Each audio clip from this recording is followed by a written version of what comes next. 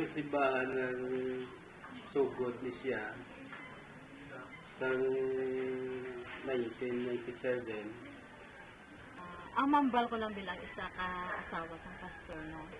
Hindi man gali basta-basta kay tinang sang pagsugod. Namon sa amon ko pangabuhi, pastor na siya. Sugod ang amon ko pangabudlay dito sa Tabaw.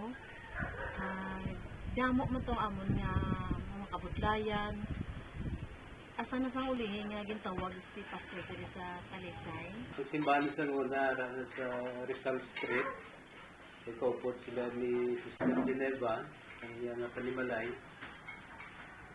Kag naka-senior kami ito daw mga 1 year. Nag-transfer kami sa Malumsik, sa balay nila ni ng Telma, nag-arkila kami. Praise God for the last 15 years. Naging witness ako bala kung paano ginag-grow man ang church. Halimpot ko sa Pilipinas, sa Cebu. So nakita ko nga may mga ups and downs. Pero nakita ko man kung kaano ang persistence, kaya ang patience ni Pastor. Kaya ang iyagidiktan niya i-continue ang ministry. Sa una, kami pa ditang bata ko nag-attend si Marcy. Dara pa amon balay sa executive. May problema kami sa amon, palimalay. Pero tungkol sa duwa kami sa bata ko, ini nga church, amon yung naging shelter of refuge namon. Nga, kung hindi ko kapuli sa balay kay may problem sa balay, ini nga church, pwede ka kakaon after worship, or pwede ka tulog. So makabalik ka sa inyong balay feeling refreshed and victorious. Kag sa ulihin ng ayo ko sa kay Sister Grace, ako pwede magamit ng iyang aluti, Miss Carlila. So salamat kami sa Ginoong nagsugot lang siya. Kung nga may mga nag-church din sa Pilipinas, pag ang Pilipina may ara nga building nga daw bakante. So nag-transfer kami sa Pilipina after this Carmela. Ang kalipay ko, kay ang kabataan ko, nagdala ko man sa Ginoo. Dito pa kami sa may Pilipinas. Isang, ang na-experience ko gildo, isang aral ako sa Ginoo. Isa likugin sa yan, tanan-tanan. Ang manang kinasaligan ko gildo ang mga promise ko. Si Pastor Rico Soyo, nga lapit din sa amon nga heart. Arang iba na siya sa amon nga heart. Kag nakita ko nga, Talisay Foursquare needs support worker, mga katawhan pag nga mag-support man. Nalipay gid ako nga in spite sa mga troubles, mga trials nga naglalabay sa among kabuhi, still nagatindog kami subong sa gihapon sa pag-upod sa among nga pastor, sa among mga kauturan nga naga-worship sa Ginoo in one accord kag in unity. In pangabay naman namon si Brother Jerry nga kung pwede magamit ang balay sa Block 25. So by the space of siguro 1 month, naka-service kami po sa ilabalay. And after that, nag-arkila kami sa Block 1. Kaya may pamilya naman yung galit ng Ginoo. Ang pamimalay nila ni Pinuela na silang nang bulig-bulig man na kasugod sila na area. Until now, ang direct yung naging padayon sa pag-alagad sa Ginoo. Sa uli, baka maayo siya, may ara kami yung may ngar-ngar na jeep.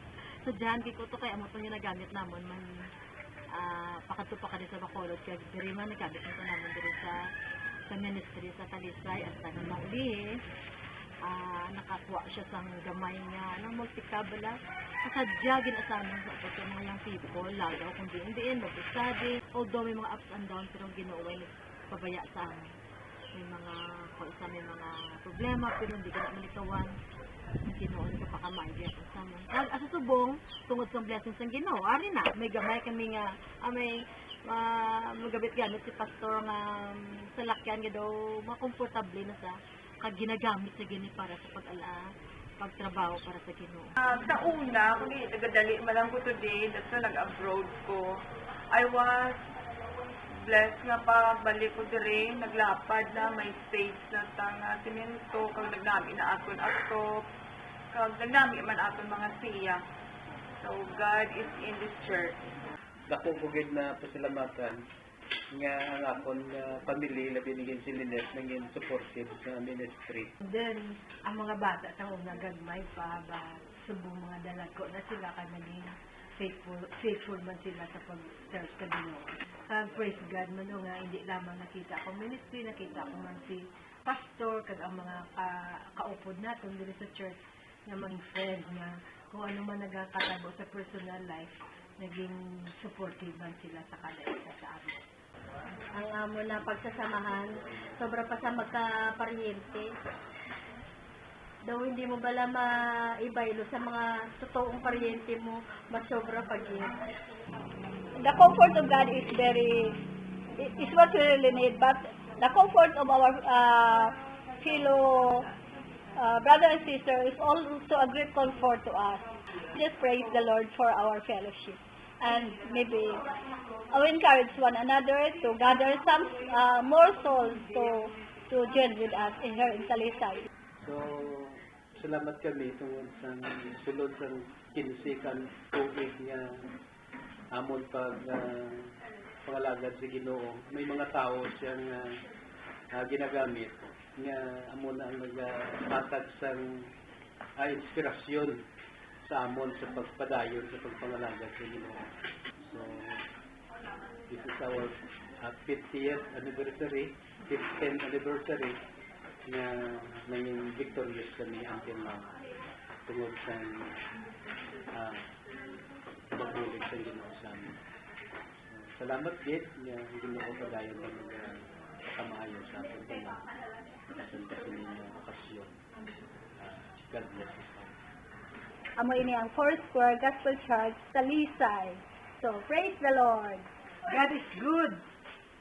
God is good all the time. Blessed be the name of the Lord. Blessed be your name.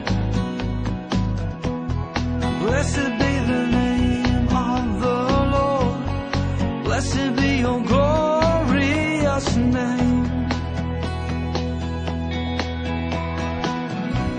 Blessed be your name when the sun's shining down on me, when the world's all as it should be.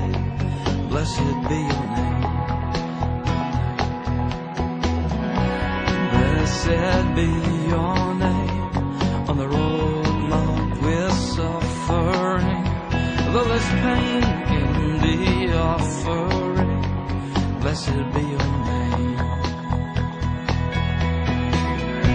Every blessing you pour out, I'll turn back to praise.